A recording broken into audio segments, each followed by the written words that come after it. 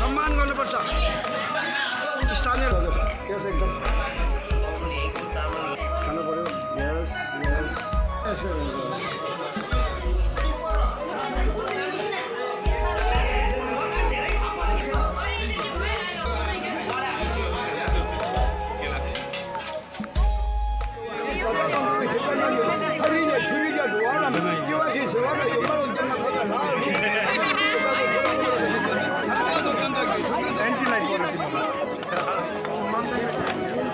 हाम्रो गाउँको अर्ग्यानिक आलु पो खानुपर्छ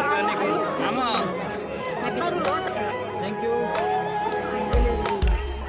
हाम्रो एकजना दिनु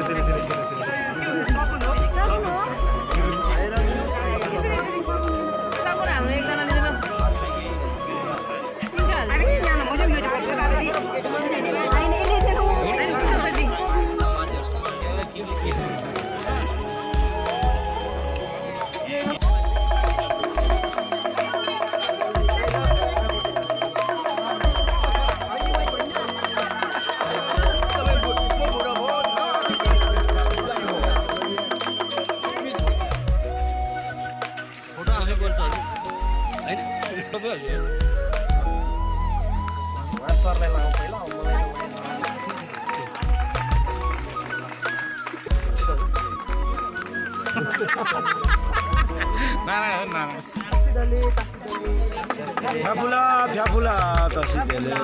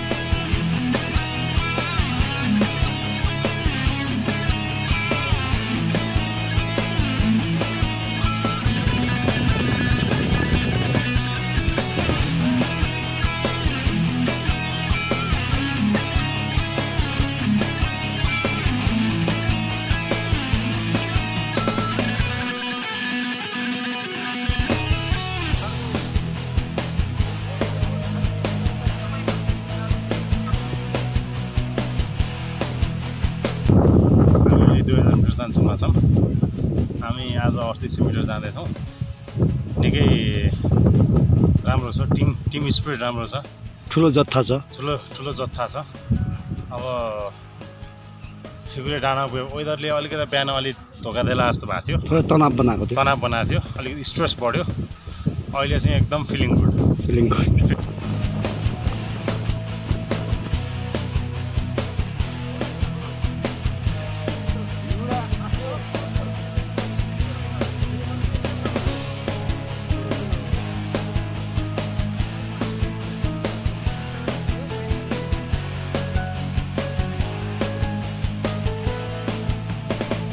Heavy snowfall in the Fikuri Trek.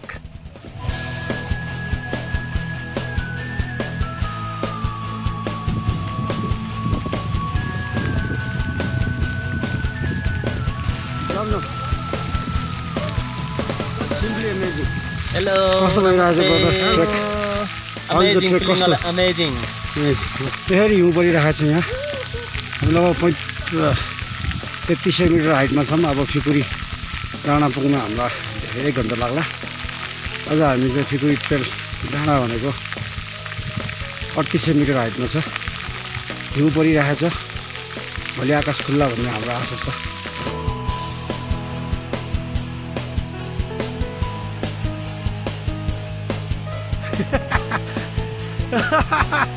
Oh, avalanche.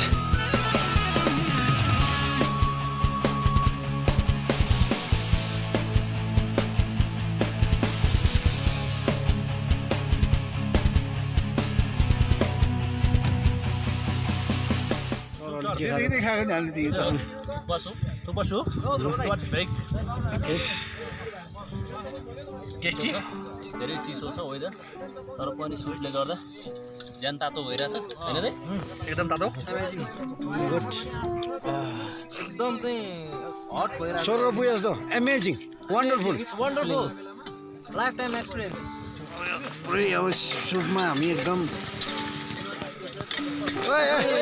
Careful अरू भन्दा नि सुटको माथि लड्नु होला फेरि विजय उता पास गरेर चाहिँ यता पनि पाएछ उता कतिजना रहेछ गर्ने बाँकी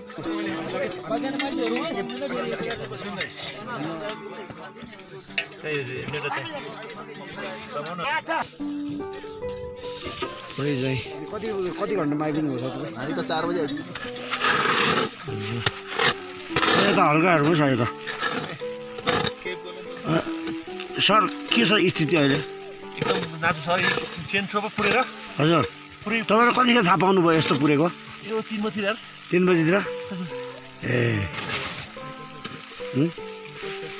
यो यो यो कति फिट जति छ अहिले हिउँ हजुर 3.5 मिटर यसो अलिकति झल्किनु सर 3 मिटर छ हजुर अलमोस्ट तातो साथी भाडा के भएर पञ्च ल पन्जा कटन रोल छ यहाँ आज 37 इयर्स लागि उहाँको आज बर्थडे पनि अरे बडो खुसी हुनुहुन्छ गर्वान्वित हुनुहुन्छ उहाँको बर्थडे हामी 3800 मिटरमा आएर मनाउँदैछौँ सङ्कटकाल हामी यहाँ गगन सर भर्खर उठ्दो हुनुहुन्छ हामी बिहान 3 बजीदेखि उठिरहेको छौँ हामी 3 बजे सब साथीभाइलाई हामीले नै हो चाहिँ खबर एनाउन्स गरेको हामीले नै हो पहिला एनाउन्समेन्ट हामीबाटै गयो हाम्रो सञ्जीव प्रो पनि फेरि स्थिति ठिक छ सुतिरहेको छौँ केही बिन्दास फिलिङ कस्तो भइरहेछ सञ्जीवजी फिलिङ आनन्द भइरहेछ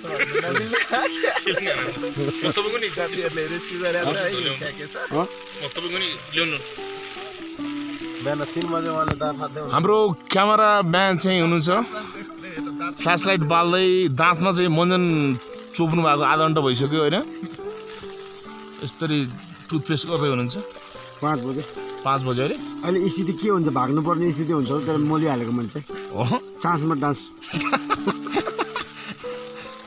योभन्दा सेतो दाँत छ उहाँहरूको त्यही पनि यो दाँत चम्काउन खोज्दै हुनुहुन्छ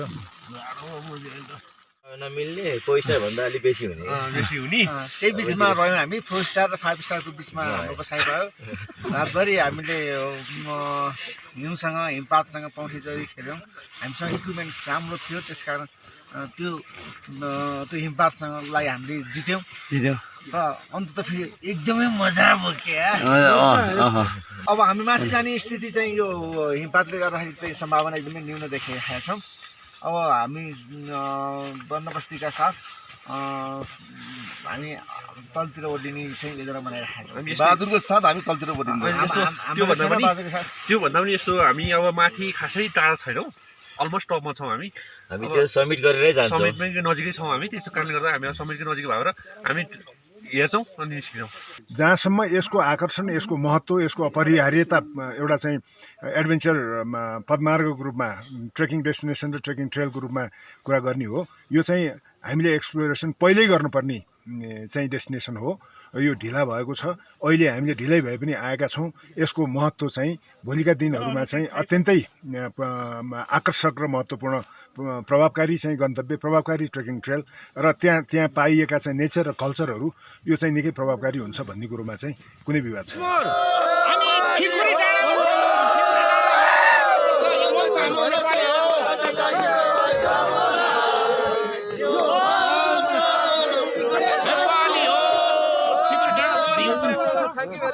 यो अशोक सिलवालले श्रीलङ्का यात्रा गर्दाखेरि श्रीलङ्का यात्रा गरेर त्यहाँ प्राप्त भएका एउटा पर्यटकको हिसाबले देखेका जानेका बुझेका कुराहरू समेटिएर एउटा श्रीलङ्का स्मृति भन्ने किताब लेखिएको छ। यो किताब चाहिँ उहाँको यो ट्रिप को आयोजना गर्ने भनेपछि फिकुरी डाँडामा विमोचन गर्ने उहाँको इच्छा थियो। अब त्यो माथि फिकुरी डाँडा पुग्न नसके पनि 300 मिटर तल आज हामीले चाहिँ यसको विमोचन गरेका छौँ संयुक्त रूपमा। यो हामी सबैले विमोचन गरे हो है। ओके बधाई बधाई छ। यो कृतिको लागि शुभकामना। उहाँको कलम अब फिकुरी यात्रामा पनि चल्नेछ भन्ने अपेक्षा छ।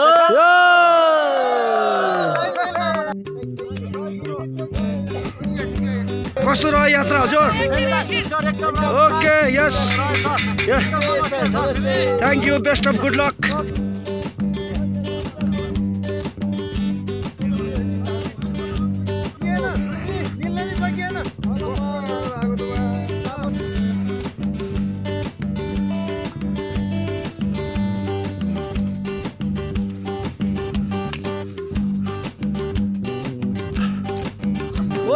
पछाडि हाम्रो साथी गुड लक।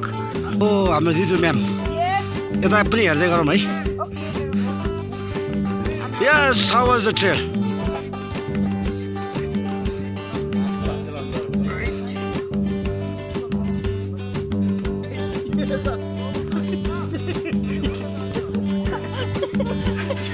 यो अन्त real fun.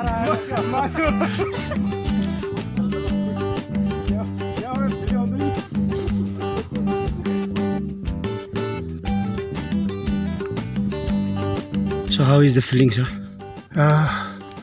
It is great adventure.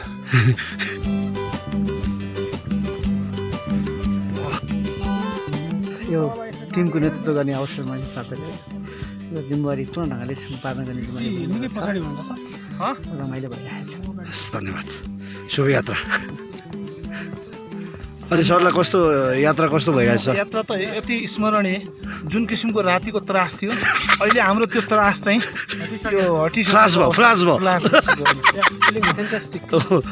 अनि हाम्रो रितु बहिनी के छ, कस्तो छ? अमेजिङ हैन, लाइक अ हेभन के। म चाहिँ एउटा स्वर्गमा जस्तो फिल भएको छ। अब हामी नर्कतिर जाँदैछौँ। No worry no. Okay best of good luck. Tonight big party है। बिग पार्टी सुँगुर काट्ने आज सुँगुर काट्ने हाम्रो प्लान भइरहेछ।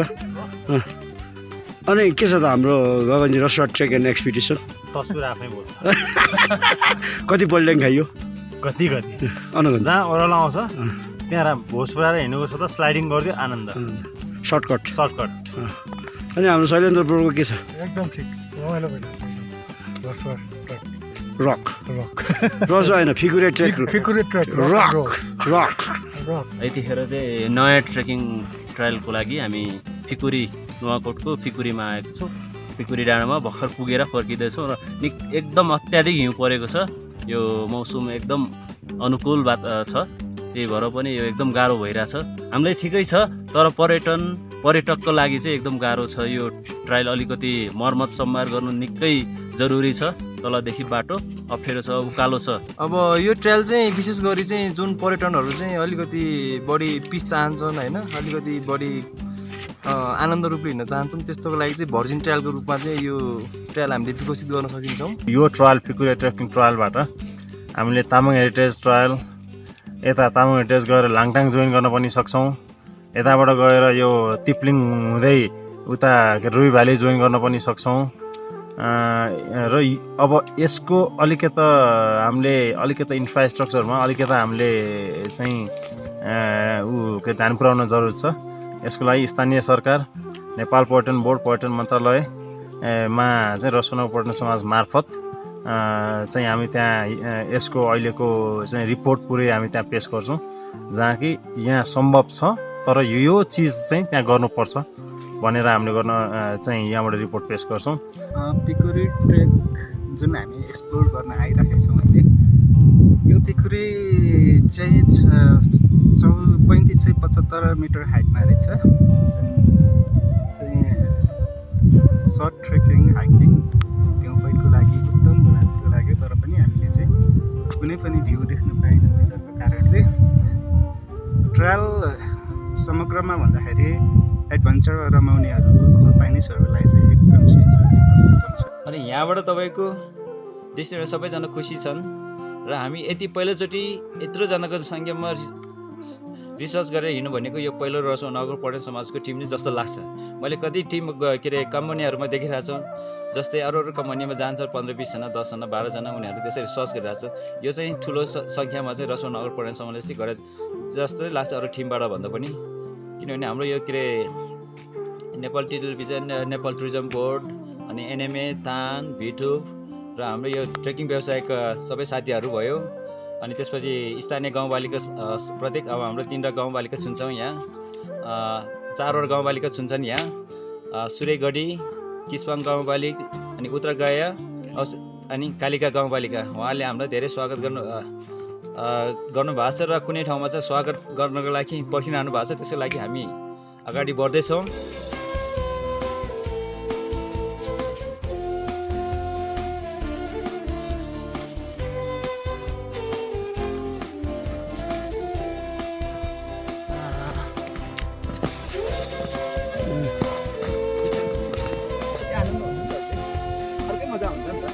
मैले त्यही भने कि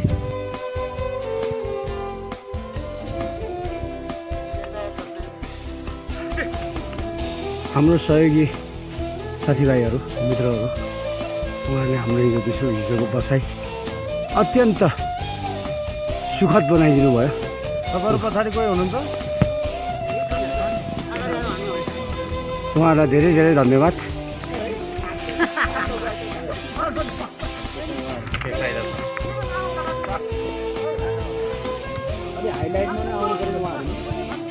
बाटो अलिक असहज छ, हिउँ परेर एकदम चिप्लो छ।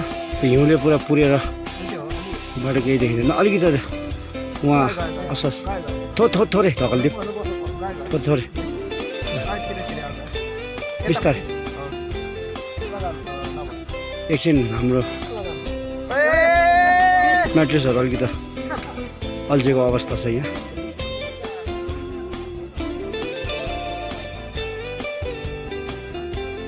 यो पदयात्रा चाहिँ काठमाडौँबाट लगभग 150 किलोमिटरको दूरीमा छ र यो एक दिनको 1 नाइट 2 डेजको यो सडक यातायातको पहुँचबाट 1 नाइट 2 डेजको यात्रा सजिलोसँग गर्न सकिने अत्यन्त रमाइलो ठाउँ, अत्यन्त राम्रो भेजिटेसनमा, अत्यन्त राम्रा भ्यू पोइन्टहरू सहितको चाहिँ यो पदयात्रा मार्ग छ। यसलाई चाहिँ रसो नगर पर्यटन समाजले आफ्नो गन्तव्य एउटा प्रमोटिङ प्रडक्टको रूपमा चाहिँ यसलाई हाइलाइट गरेर अगाडि लैजाने योजना भविष्यमा बनाउने छ। र आजको केही यो प्रतिकूलता, प्रकृतिको प्रतिकूलताको बिचमा पनि यो टोलीले चाहिँ यो सफल पदयात्रा गर्दैछौँ हामी। अब लगभग हामी दोस्रो दिनको आधा भागमा आइपुगेका छौँ। हिउँ परेको छ। यो यस्तोको अहिलेको यतिखेरको परिवेशमा यति राम्रोसँग चाहिँ तपाईँको चाहिँ स्नोफल, यति राम्रो तपाईँको भेजिटेसन, यति राम्रो तपाईँको चाहिँ ग्रिनेरी, यति राम्रो तपाईँको भ्यू पोइन्टहरू यति नजिकै बिरलै पाइन्छ र साँच्चीकै बत्ती मुनिको अँध्यारो भएर बसिरहेको रहेछ। यसलाई अब पर्यटकीय बजारमा एउटा मुख्य गन्तव्यको रूपमा चाहिँ र रसो नगरको एउटा अभिन्न अङ्गको रूपमा चाहिँ यसलाई प्रवर्धन गर्ने हाम्रो योजना छ। माउन्टेन भ्यूज एकदमै आकर्षक, सनराइज र बाटोको हिसाबले पनि एकदमै कम्फर्टेबल। इभन बिगिनरदेखि चिल्ड्रेनहरू 16 अबोभलाई पनि गर्न सकिने हुनाले चाहिँ एकदमै सम्भावना बोकेको यस फिकुरीलाई चाहिँ भविष्यमा आगामी दिनमा चाहिँ ट्रेकिङ प्याकेजको रूपमा हामी टानले चाहिँ मार्केटिङको रूपमा 1800वटा कम्पनीहरूलाई चाहिँ प्रमोट गर्ने प्रतिबद्धता पनि जाहेर गर्दछौँ।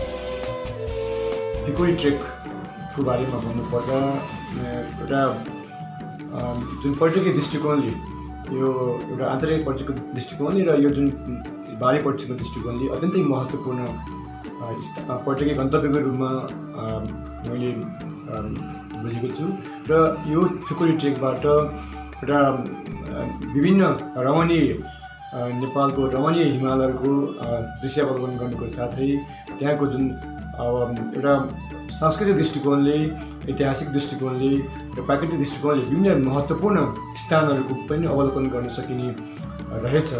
त्यसकारण आगामी दिनहरूमा जुन एउटा नेपालको एउटा उदाहरणीय एउटा पर्यटकीय गन्तव्यको रूपमा चाहिँ विकास हुने चाहिँ मैले एउटा अपेक्षा गरेको छु। किपाङ भनेर चिनिन्छ। किपाङ भनेको तामाङ भाषाबाट चाहिँ कि भनेको पानी र पाङ भनेको चाहिँ चौर हो। यो भनौँ यो चाहिँ अप्पर भाषा भएर किस्पाङ भएको छ र यो किस्पाङ गाउँपालिकाको नामाकरण हुँदो नै यही किस्पाङ चौरकै कारण चाहिँ किस्पाङ गाउँपालिका नामाकरण भएको। त्यहाँ पोखरी छ, त्यहाँ चौर छ, त्यहाँ चाहिँ जङ्गल छ, त्यहाँ छुट्टै ऐतिहासिक भूमि हो र त्यहाँदेखि माथि 9 घरेडी भन्ने जो छ, जो ढुङ्गामाथि 9वटा घरेडीहरू स्थापना गरेर त्यहाँ चाहिँ यो कुम्भ विद्रोहको क्रममा चाहिँ त्यहाँ बसोबास गरेको भन्ने बुझिन्छ। त्यहाँ ढिकी ओखल लगायत विभिन्न अवशेषहरू अहिले पनि भेटिन्छ। त्यति मात्र नभएर त्योभन्दा अलिकति माथि भाल्चे गएपछि त्यहाँ चाहिँ अत्यन्तै मनोरम चाहिँ स्थलहरू छ। त्यसदेखि फुङफुङ झरना छ, जो नुवाकोटकै अत्यन्तै लामो र अग्लो झरनाको रूपमा परिचित छ। र फिकुरी जो चाहिँ डाँडा छ, त्यहाँदेखि हामी चाहिँ 5-6 घन्टा माथि गएपछि फिकुरीको डाँडाबाट चाहिँ हामीले दर्जनौँ मनोरम हिम श्रृङ्खलाहरूलाई चाहिँ सजिलैसँग अवलोकन गर्न सकिन्छ। त्यति मात्र नभएर मौसम क्लियर भएको बेलामा हामीले काठमाडौँदेखि नुवाकोटको विभिन्न स्थानहरूलाई अवलोकन गर्न सकिन्छ। त्यसकारण पनि यो भूमि चाहिँ अत्यन्त महत्त्वपूर्ण छ पर्यटकहरूलाई आकर्षण गर्न। हामीले यो रसुवा र नुवाकोटमा रहेका एक्सप्लोर नभएका अथवा कसैले नघुमेका ठाउँहरू अनुसरण गर्न आएका छौँ। प्रायः विदेशीहरू हाई हिमालय 3000 मिटरभन्दा माथि जान्थ्यौँ। अनि यो फिकुरी ट्रेक चाहिँ हामीले लो हिमालय भन्छौँ। 3000 मिटरभन्दा मुनिका ट्रेकिङहरू जो चाहिँ फ्यामिली कुनै के अरे परिवार कुनै दम्पतिहरूले बुढापाकाले हिँड्न सकोस्, तिनीहरूले फिट होस् भनेर यो ट्रेल गरेको एकदम राम्रो छ। तपाईँहरू आउनुहोस्। यहाँको कल्चर नै यहाँ कल्चर, यहाँको नेचर, यहाँको सबै एकदम राम्रो छ। यो आन्तरिक पर्यटन र बाह्य पर्यटनले आकर्षण छ। इतिहास छ, यहाँको कला छ, यहाँको संस्कृति छ, यहाँको नेचर छ। त्यही भएर एकदम राम्रो ठाउँ। सुरेगढी किस्पाङ र तपाईँको ठुलो गाउँ र अहिले भर्खर हामीले भिजिट गरेको यो घलेगढी, यो चारवटा ठाउँ होमस्टेको लागि अति नै राम्रो छ। स्पेसली सुरेगढी तपाईँको काठमाडौँबाट छोटो दूरीमा, इभन तपाईँको शुक्रबार मान्छेको आफ्नो अफिस काम सबैजना आफ्नो अफिस सिद्ध्याएर आफ्नो बाइकमा आफ्नो सानो कारमा आउन सक्ने र 1-2 नाइट त्यहाँ स्टे गरेर त्यहाँको रमाइलो वातावरणमा सस्तो खाना पनि, रमाइलो ताजा खाना खाएर अर्को त्यस्तै अब तपाईँको यो किस्पाङ पनि त्यस्तै छ। नजिकै गाडी तलसम्म उहीँ काउलेसम्म जाने, काउलेबाट थोरै 2 घन्टाको हाइकिङ गरेर त्यहाँ गएर त्यही अति नै राम्रो वातावरण। ठुलो गाउँ पनि तल शान्ति बजारसम्म गाडीमा, त्यसपछि 1 घन्टाको माथिको उकालो माथि गएर त्यहाँको होमस्टेको लागि चाहिँ यति नै राम्रो रहेछ।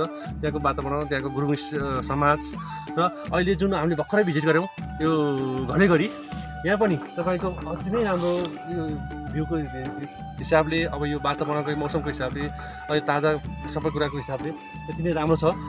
त्यसलाई चाहिँ हजुरको होमस्टेको लागि यति नै उपयुक्त छ।